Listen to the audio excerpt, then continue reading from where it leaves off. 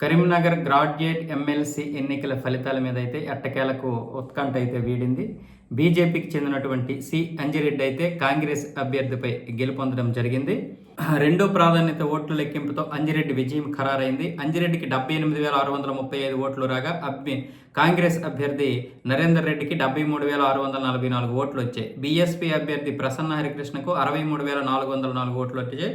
అంజిరెడ్డి విజయం ఖరారు కావడంతో కౌంటింగ్ హాల్ నుంచి నరేందర్ రెడ్డి వెళ్లిపోయారు. కాగా కరీంనగర్ టీచర్స్ గ్రాడ్యుయేట్ ఎమ్మెల్సీ స్థానాలు బీజేపీ వశమయ్యాయి. మరోవైపు అంజిరెడ్డి విజయంపై ఎన్నికల అధికారులు మరి కాసేపట్లో ప్రకటన చేయనున్నారు. కాంగ్రెస్ బీజేపీ అభ్యర్థుల మధ్య పోరు నువ్వా నేనా అన్నట్లు సాగింది. 2 రోజులుగా సాగుతున్న కౌంటింగ్తో నేడు విజేత ఎవరనేది తేలిపోయింది.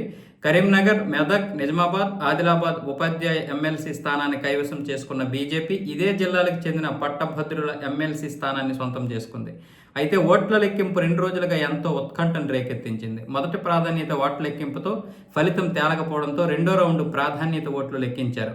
మంగళవారం రాత్రి 12 గంటల వరకు 6 రౌండ్లు లెక్కించగా బీజేపీ అభ్యర్థి సి అంజిరెడ్డి ప్రత్యర్థి కాంగ్రెస్ అభ్యర్థి వి నరేందర్ రెడ్డి కన్నా 6,931 ఓట్ల ఆధిక్యంలో ఉన్నారు. వరుసగా 5 రౌండ్లు ఆధిక్యం కనబరిచిన బీజేపీ 6-7వ రౌండ్లో మాత్రం వెనకబడింది. 6వ రౌండ్లో నరేందర్ రెడ్డి 211 ఓట్ల స్వల్ప ఆధిక్యం సాధించారు.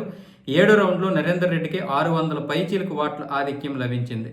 అయితే నేడు సాగిన ఓట్ల లెక్కింపులో అదృష్టం బీజేపీ అభ్యర్థిని వరించింది. దీంతో మొదటి నుంచి గెలుపుపై ధీమాగా ఉన్న కాంగ్రెస్ నేతలపై ఒక్కసారిగా పిడుగుపడినట్లయింది.